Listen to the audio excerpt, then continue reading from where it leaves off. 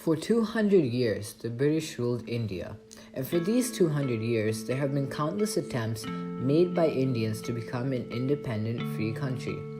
When they were unable to accomplish this after several attempts, strong leaders stepped up and figured out what we were doing wrong and have dedicated their lives into making sure that we gain independence. Jawaharlal Nehru was one of those significant individuals who unified the people and actually made sure that our actions towards these acts of rebellion make a significant change and eventually result in our freedom. Born in Allahabad on the 14th of November 1889, Mr. Nehru showed a lot of interest in education. He was homeschooled till the age of 15 and traveled to England to further continue his education and decided to study law. After his education, he returned to India and practiced law alongside his father, Motilal Nehru, who was a renowned barrister. In 1916, he married Kamala Kaul, and a year later, his child Indira Priyadarshini was born. In 1917, Nehru joined the All India Home Rule League, which was led by Keshav Gangadhar Tilak and Annie Besant, who was of Irish origin but supported the idea of freedom for India. Nehru joined as he felt obliged to do so after Annie Besant's arrest. As a feeling of nationalism arose due to Nehru's and other individuals' efforts, protests became more frequent. Eventually, in 1919, the Britishers openly fired citizens who protested against the passing on of the legislation that detained suspected political enemies. Despite these protests being peaceful, under the command of General Dyer, a British captain, soldiers were ordered to open fire on these protesters, leading to 379 deaths and over 1,000 casualties. This was a dark day for the nation, and this incident infuriated Nehru and the rest of the nation greatly, causing the feeling of nationalism and the urge for the freedom to amplify. This led to the non-cooperation movement between 1920 and 1922, which was yet another protest that utilized the technique of ahimsa or peace. Nehru was arrested during this movement and was kept in jail for 9 years.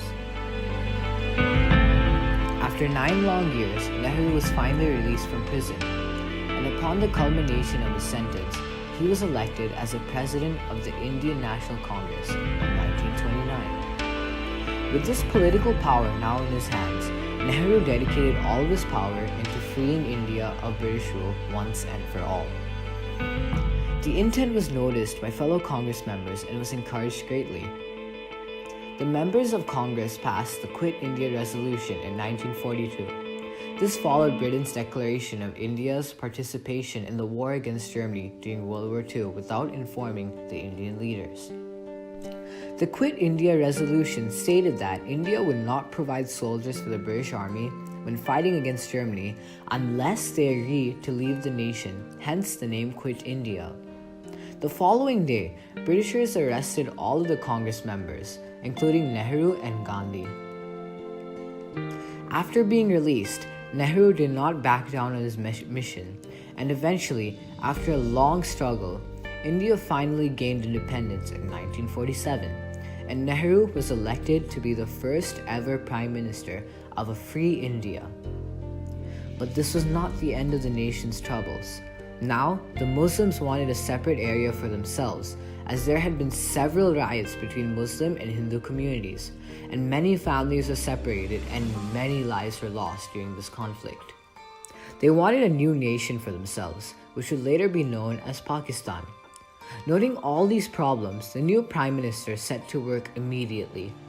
He promoted democratic socialism and secularism through many speeches and campaigns. He saw to it that the splitting of the nation into Pakistan and India was carried out without too much chaos. After this, he decided to develop the nation as a whole and proceeded to promote scientific and technological advancements by improving the educational facilities and providing free public education.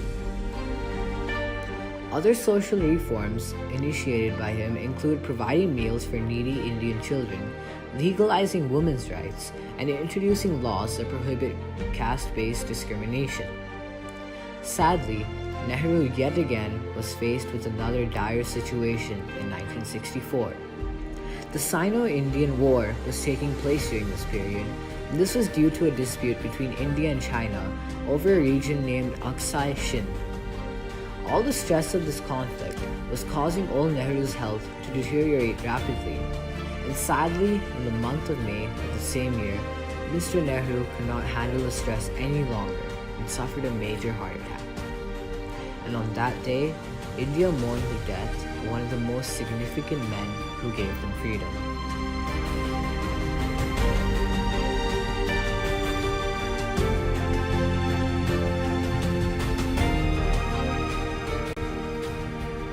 Nehru's four pillars can be seen to this day, especially in India. The policies of democracy that he introduced to the nation are evident as citizens still have the right to elect their leader.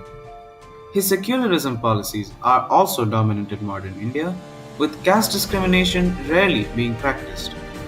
His socialism policies also last to this day, with India having a liberalized economy that permits multinational companies and also introducing several schemes such as the National Rural Employment Program, Integrated Rural Development Program, and more to ensure the welfare of the poorest. His foreign policies are also evident today, with India disregarding the ideology of a nation while building friendly relations. India's allies include both the USA and Russia, the two superpowers of the Cold War with two completely different ideologies.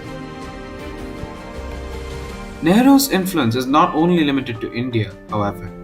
Many nations took inspiration from the way the Indians approached the goal of freedom via peace, and an example is Kenya, which attained freedom from the British in 1963. Out of 196 nations, 123 are democratic. There are nations that respect people from different ethnicities. Examples include Singapore, Malaysia, the Philippines, and importantly, the United States of America, which consists of people from different regions of the world as well, making the nation culturally diverse whilst maintaining equality. Several countries in the world have liberalized their economies and are therefore subject to greater rates of development. Nehru hasn't just left behind some long lasting policies for the world to practice. His desire for victory, his leadership, and his kind heartedness for the citizens of India will always be remembered and celebrated. Jai Hind. Long years ago, we made a tryst with destiny, and now the time comes when we shall redeem our pledge, not only or in full measure, but very substantially. At the stroke of the midnight hour, when the world sleeps, India will awake to life and freedom.